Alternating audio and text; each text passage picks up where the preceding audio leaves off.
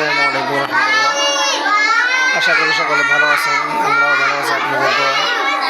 দেখুন, বাচ্চারা খুব মন দিয়ে পড়তেছে। সকলে তাদের গার্ডিয়ানদেরকে মাদ্রাসায় পাঠিয়েছেন পড়ার জন্য। মাশাআল্লাহ, সবাই পড়তেছে। দেখেন, আমি অনেক কিছু জানলাম, কিন্তু আল্লাহ কোরআন শিখলাম না। এই জন্য আল্লাহর কাছে জবাবদিহি করতে হবে। একটা হাদিসে আছে, খায়রুকুম মান তাআল্লামাল কুরআনা ওয়া আল্লামা। দুনিয়ার মধ্যে সর্বোত্তম ওই ব্যক্তি যে কোরআন মাজিদ শিক্ষা করে এবং শিক্ষা দেয়। কিন্তু বাংলাদেশের মানুষ হাদিস বানিয়েছে, যার যত টাকা আছে তার তত শান্তি আছে। হ্যাঁ, টাকা ছাড়া দুনিয়ায় কোনো কিছু নাই, দাম নেই। কে বলছে টাকাই দুনিয়ার সব নয়? ঠিক আছে, সুখই হলো মূল।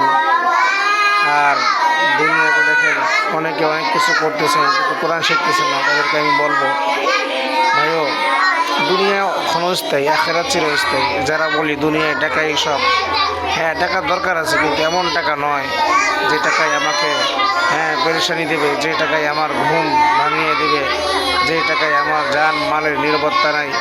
আসলে দেখেন, টাকা যত বেশি হয় ততই তার শত্রু বাড়ে। তারপরেও টাকা কামাবেন, আল্লাহ পাক তো জরুরত আছে হারার পন্থায়। তো আমি বলতেছি, দেখেন, দুনিয়া আমাদের চলে যেতে হবে। দুনিয়ার থেকে অবস্থা যদি ভালো নিয়ে আমল করা যায়, ওটাই আল্লাহর কাছে গ্রহণযোগ্য হবে। আমার বাচ্চারা কত সকালে এসে মাদ্রাসায় পড়তেছে।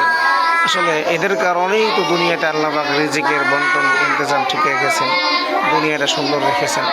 এইরকম হাফেজি মাদ্রাসা হাজার হাজার বাংলাদেশে, এদের কোরআনের বদলতে বাংলাদেশে বড় বড় দুর্যোগ থেকে আল্লাহ বাংলাদেশকে কী করেন, বাঁচিয়ে রাখেন। আমি এটাই মনে করি।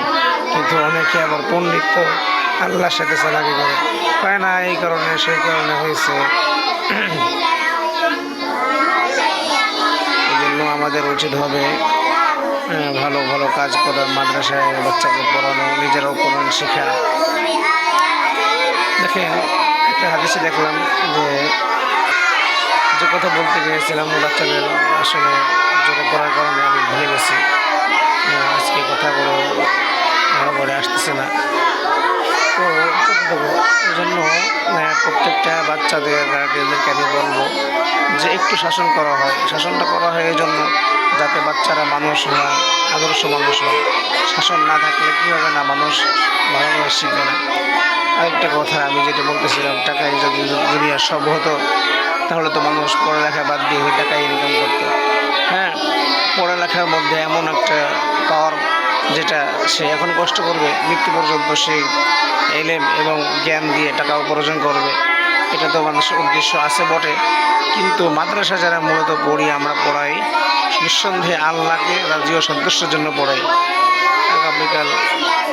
কালকে আমাদের ময়দানে যখন আমাদেরকে প্রশ্ন করা হবে তুমি কী জন্য এলেম শিখেছিলে, তখন যদি বলে আল্লাহ আমি টাকা ইনকামের জন্য পড়েছি, তাহলে আল্লাহ এটা এরা করবেন না। যদি আল্লাহর কাছে মনে হয় আল্লাহ আপনাকে সন্তুষ্টির জন্য আমি মার খেয়েছি, পিটনি খেয়েছি, শীতের ঘুম ত্যাগ করে কোরআন পড়েছি, তো আল্লাহ পাক ওই আমলের ধারা তার জান্নাত দিবে।